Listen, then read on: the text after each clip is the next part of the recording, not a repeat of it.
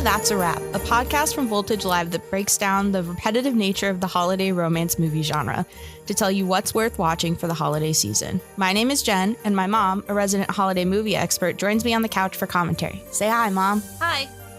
Although these movies have been out for at least a year, a spoiler warning is still in effect. We're about to break down for you Naughty or Nice, which came out in 2011 and will set you back about an hour and 23 minutes. You can pause this now and come back after you've watched the movie or just listen to our breakdown. Do what you want. I'm not your mom. I am. So, the our pre-watch checklist. Yes. It's starring Hilarie Burton of One Tree Hill fame. We love One Tree Hill. Yes, you do. The synopsis is a down-on-her-luck advertising executive becomes the custodian of Santa's famous Naughty or Nice list. Okay, so interesting fun facts. I'm looking at the cast list. The Carol King is played by Meredith Baxter and Walter Kringle. Carol Kringle and Walter Kringle. Meredith Baxter and Michael Gross. Fun fact is they played husband and wife on Family Ties. Oh. Well, you can watch this movie on Peacock, I believe, for free. And the IMDb rating for it is a 6.5. Our story begins with Chrissy Kringle, no relation to the big man, rushing into a cafe and having a very rough morning. She gets berated by a mom about the Naughty or Nice list. I think, she's going to be let go. I think you might be right. I would have to agree with you. Because how else is this movie going to get started? Yeah, I'm going to agree that she does not get the promotion. Or she gets the promotion and she has the conflict of having to deal with her new position and something else. Yeah. It could go either way. But I don't like the look that her friend gave her. Or that she was meeting a friend for lunch. She was dressed a little too nice for that. Yeah. Maybe she got the promotion. Maybe. Or I don't like the music. Yeah, it was very sinister in that moment. It was. Chrissy goes to work only to be released because of cutbacks. She goes to stand up for herself but has a hard time doing so. We cut to Chrissy's house on Candy Cane Lane where it's the only house dark instead of lit up with Christmas decorations. Her door is blocked by children's letter to Santa's along with a package. She opens the package and it's a book called Naughty or Nice. We meet Lance, Chrissy's boyfriend, and they head off to dinner with her parents. I just had a terrible thought. They break up? No. He's cheating on her with the friend from the office. Yes. Because right now life is still going a little too good. Yes. I just, as soon as he said that, there was something about the look in his eye, and I clocked that man as a cheater. I want to be proven wrong. I want to be proven wrong so badly. I don't think he will be. I bet you the friend at work set her up to lose her job. Oh, probably. And she doesn't know she's a Kringle. Yeah, I don't think they're actually related to the Kringles. No. So I'm very confused how she's going to get in charge of the Naughty or Nice list. It's a Hallmark movie. Anything can happen. That is true. Do Hallmark movies involve cheating, though? Sometimes?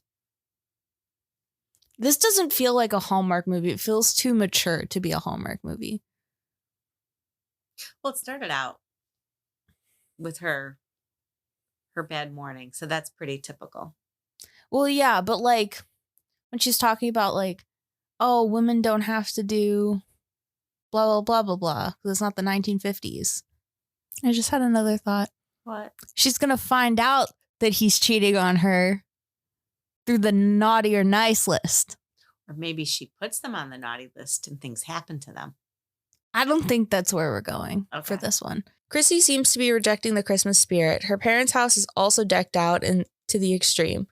There's a small jab at Chrissy and Lance's relationship about them not being married despite being together for 6 years.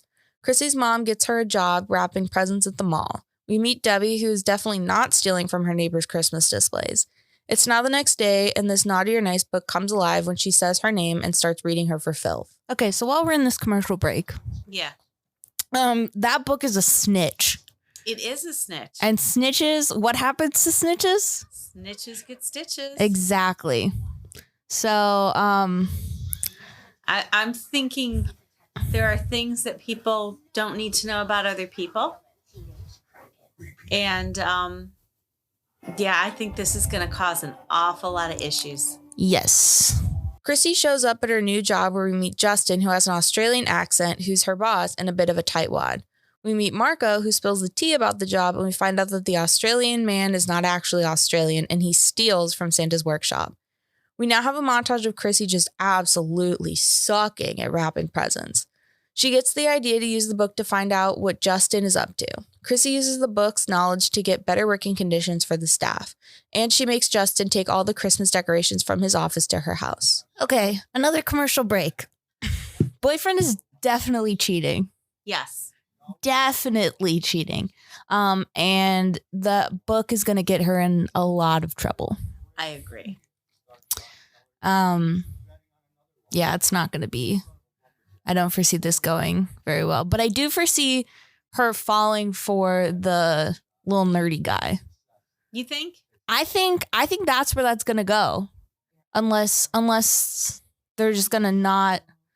I'll give it 5 stars if she ends up alone at the end. Chrissy and Marco go to lunch where these mean girls are making fun of Marco. Chrissy uses the book again to stand up for them. She spills the beans to Marco about the book. Chrissy's friend from work and her old boss walk in, and Chrissy starts getting suspicious, so she uses the book to find out that her friend stole her promotion. Chrissy is now getting into the holiday spirit, but oh no, her little snowman gets stolen, definitely not by Debbie. Chrissy uses the book to get revenge on Debbie at the neighborhood holiday party. Debbie is humiliated, and Chrissy starts to feel bad for what she's done. So this feels like it's turning into a revenge movie, but I think this may not backfire for her because it's all about helping her stand up to people, yes, which is what she had issue with at the beginning of the movie. Yes. But also it probably could backfire. It could very well backfire. It's almost like she's karma. Yeah. Call me karma, chameleon. Right, movie. She feels kind of bad now. She's starting to realize what her actions have consequences beyond just putting it out there, people's secrets. Because that's what these are, people's secrets. Yes. However, Debbie did commit a crime. Debbie committed a crime. They're on the naughty list for a reason. Yes. But what you do with the naughty list tells you more about you than it does about the person that's on the naughty list. True. So true, bestie. I try. Try and keep it real for you. Lance has been very flaky for most of the movie, and Marco gives Chrissy the idea to use the book to spy on him. She uses the book and sees something, I assume him cheating on her because of her reaction. She goes to confront him at his work meeting at a restaurant when she storms in and dumps spaghetti on him. Chrissy is fully lost it, and she starts yelling at a small, rude child and has a breakdown which ends up on the news. She's now seeing the repercussions of her actions, losing Lance and Debbie putting her house for sale. Chrissy realizes there's another side to the book where it shows all the nice things people have done instead of the naughty ones. Chrissy comes up with a plan to fix everything by using the book, except she spills coffee on it and the book stops working. Marco reminds her that she is a powerful person who doesn't need the book. Chrissy goes to Lance's work to apologize in front of his boss and help restore his reputation. She apologizes to Debbie and gets Lance to help her expose her old friend for trying to take down her old company. Chrissy gets the neighborhood to forgive Debbie, and Lance overhears her. Chrissy confides in Debbie about her plan to save her old company, and Debbie comes through with the evidence Chrissy needs to help leverage her job back. Chrissy gets her job back and helps her boss get the underprivileged kids to have a private meeting with Santa. A montage with Santa ensues. As Chrissy is packing up to leave, Santa comes back and asks for his book. She returns home to find Debbie's decorations back up and Lance waiting for her. He proposes and she says yes, fulfilling her Christmas wish of getting a new last name. They kiss and it starts to snow and the credits roll. Where's Santa flying across the screen? It was the snow. Oh, okay. Well, anyways, that's the movie. I like this one. That's naughty or nice. Okay. So, what was it rated? Out of 10, a 6.5. Do you have any? I have a few critiques. Okay, you go first. My particular critique was with the book itself. Yes. Us stupid people Yes. have a really hard time figuring those things out. And I feel like maybe if it was a blink and you'll miss it when she turned the book over, like at the beginning, yes. and like I honestly forgot about it. That's what you have me for. Yeah. But like not everybody has a you. That is true. To watch these movies with. Yes. And also the fact that I think he should have, I mean, I know that he like was going to propose in the end and it was just a small little blip in their relationship. Correct. Make her grovel just a little bit more. I don't know. Well, you know what though? He saw her apologize. He saw her fix her mistakes.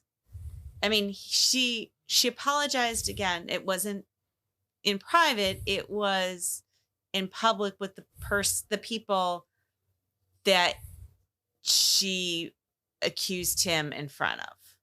So that's huge. In my book, that's huge because anyone can apologize in private. Right. But it's hard to apologize in public. She also heard what she had to say to Debbie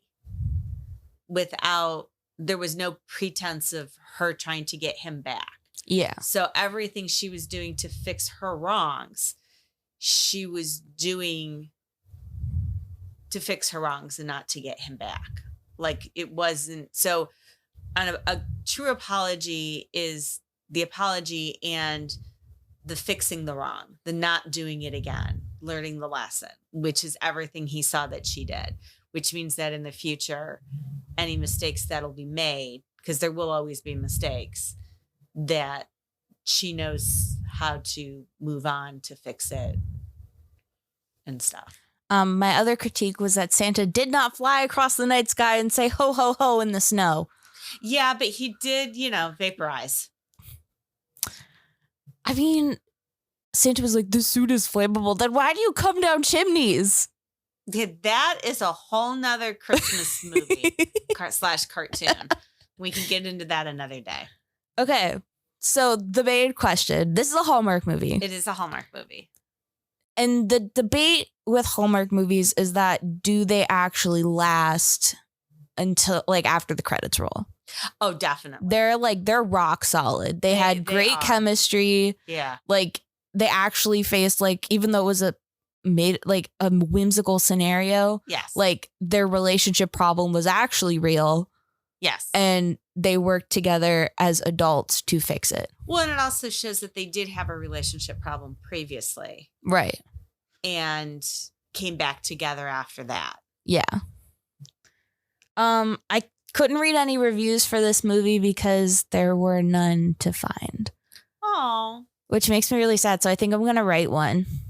I actually I think this might be one of the better movies that we're going to watch off this list. I would say I'm going to give this one a solid 5. I think I'm also going to give this a solid 5. I know I said I'd give it a 5. She ended up alone, but like the more that I watched it and I was like, oh, like this is actually good. Like I felt the warm and fuzzies, which is very hard for movies to get me to do. You got the warm fuzzies and you also saw the future. Like a lot of them just kind of end in that moment. And yeah. You can't see the progress and you see her future, her doing good with the company, her relationship with her boss, her new bestie. Yeah. Marco, their relationship. So, I mean, the neighborhood. I mean, you see her place. You see her place in the world at the end of this movie. Also, Hilarie Burton, fantastic actress. Yes. Not just in this movie, but in everything that she does. Yeah. I mean, I don't think this movie would have been as good if you put in like Candace Cameron Bure or Danica McKellar. No. They're just not heavy hitters like she is. No, she was the right amount of she was the right amount for all the different emotions and aspects and part. Like when she was a mess at the beginning and then when she was the naughty and calling people out and realizing her mistakes, like you saw it on her face. You saw that light bulb moment and where she realizes that her actions have serious consequences. Yeah. Do you have anything else that you would like to?